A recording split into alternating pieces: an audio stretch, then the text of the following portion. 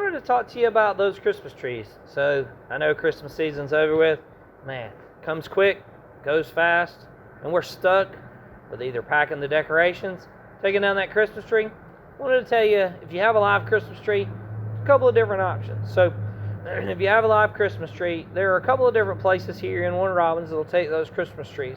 A lot of times they're at your local grocery store, places like that. So those trees can be mulched and used for different options. A lot of times they'll mulch them and put them in the landfill, or they'll mulch them and use them at a particular site or a particular location. So check your local community and see what may be out there on Facebook or on social media or at your county websites to see how they're going to handle those Christmas trees. Another couple of easy, simple things you can do with Christmas tree is if you got a fish pond, you can always make it into a fish habitat. Just take a block and you slide on that Christmas tree, throw it off into a pond. Makes great, absolutely wonderful fish habitat for the fish, especially if you have a small pond or those kind of things.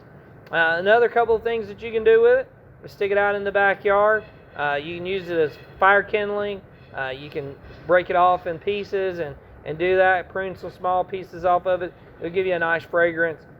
Give you something simple to do. You can always have a bonfire with them.